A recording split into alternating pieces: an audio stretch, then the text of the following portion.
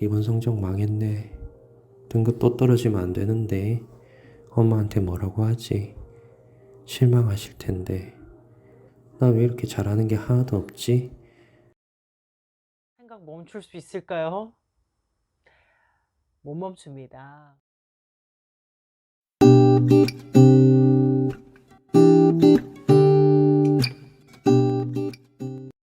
반갑습니다. 웃음을 주는 따뜻한 상담사 으따입니다. 오늘은 세 번째 시간으로 부정적인 생각이 끊임없이 드는 우리 학생들에게 해주고 싶은 이야기가 있어요. 어떤 사건이 있고 무슨 일이 있어서 계속 그걸 생각하게 되는 거는 어떻게 보면 자연스러운 고민일 수 있는데, 그런 게 아니라 그 일이 지나가도 또 다른 걸로, 또 다른 걸로, 또 다른 걸로, 혹은 아무 일이 없어도 그냥 막연하게 계속해서 걱정하고 신경 쓰고 생각하고 최악을 늘 상상하는 그런 사람들이 있습니다. 그런 것들을 우리가 과잉사고라고 합니다. 그렇게 계속해서 생각을 하는 사람들은 일단 몸이 굉장히 피곤하고 에너지를 많이 쓰는 것이기 때문에 여기저기 좀 아프기도 해요. 그리고 걱정이 많기 때문에 항상 실패를 두려워하면서 도전하기를 좀 어려워하기도 하고, 새로운 것에 좀 적응하는 것도 어려워하고요. 주로 어떤 생각을 할까? 미래에 대한 불안, 또 과거에 대한 후회.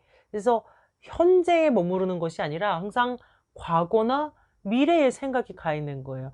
과거나 미래는 어떤 특징이냐면 내 통제 밖이라는 거예요. 내가 지금 어떻게 할 수 있는 게 아니라는 거죠. 우리가 삶을 살다 보면 통제할 수 있는 것보다 통제할 수 없는 게 훨씬 더 많거든요.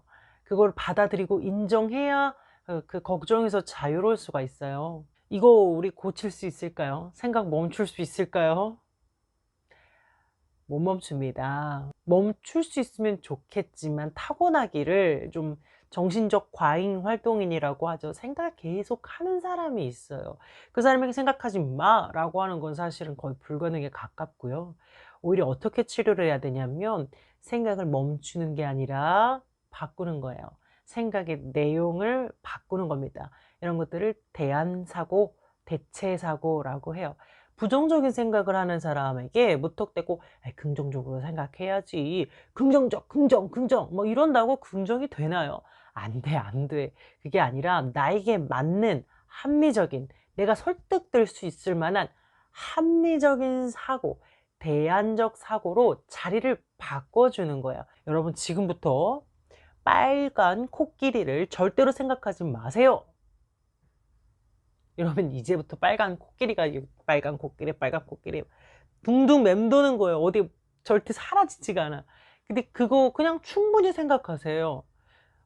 그냥 질려버릴 때까지 계속 생각하세요. 그럼 어느 순간 그게 생각이 안 나요. 그러니까 우리가 과잉사고를 고칠 때 첫 번째로 중요한 건 그냥 나의 그 사고를 인정해 주자는 거예요. '아 내가 그런 생각하고 있구나. 에 그래. 그런 생각 할 수 있지.' 하고 그 생각의 힘을 오히려 빼줘야 걔가 희미해지거든요. '생각하면 안 돼. 왜 그런 생각을 해?' 막 이렇게 할수록 강해지고요. 그러니까 '아 나 그런 생각하는 사람이야.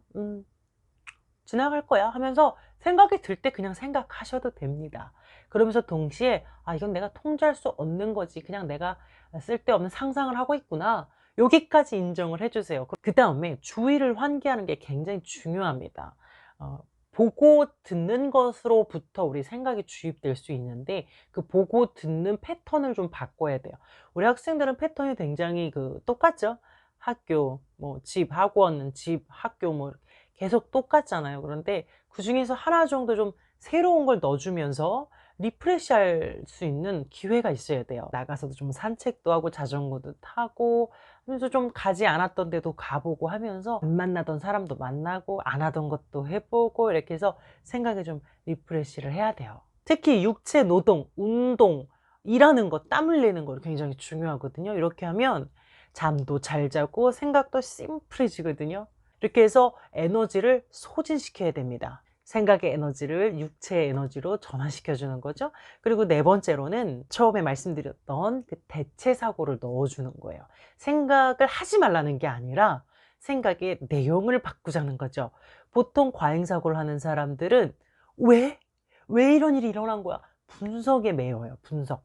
근데 왜라는 질문에서 어떻게? 라는 질문으로 바꾸는 거예요. 그 일이 왜 일어났을까? 나는 왜 이러는 걸까? 걔는 왜 그러는 걸까? 해서 어떻게 해야지 나아질 수 있을까? 어떻게라는 것에 답이 잘 안 나오면 주변에 물어보세요. 완벽한 해결책이 아니더라도 조금이나마 방법이 될 수 있다면 그 생각으로 바꿔주는 거죠. 또 생각의 내용을 바꿀 때 자기 자신에게 계속해서 질문하고 태클을 거는 것도 중요해요. 예를 들어서 여러분이 어떤 친구들과의 단톡방에서 내가 말하면 약간 갑분싸 되는 것 같고 나만 좀 못 어울리는 것 같고 애들은 다 활발하게 대화하는데 나는 좀 뭐라고 답장해야 될지도 모르겠고 맨날 이모티콘만 날리고 이럴 때 드는 생각이 나 좀 약간 소외되고 있구나. 나는 왜 이렇게 성격이 매력이 없고 인기가 없을까? 애들이 나를 좋아하지 않겠지. 막 걱정에 휩싸일 때 한번 질문을 던져보세요. 내가 이모티콘만 날리고 말을 못한다고 해서 애들이 진짜 날 싫어하는 게 맞아?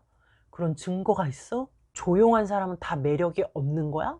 어떤 사람은 조용한 사람을 좋아하기도 하잖아?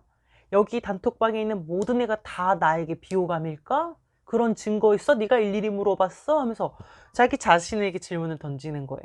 그리고 혹은 그게 다 사실이어서 진짜 모두가 날 싫어하고 모두가 나에게 관심이 없고 나는 매력이 없는 사람이 맞다고 할지언정 내 인생에서 만나는 사람이 걔네뿐이야?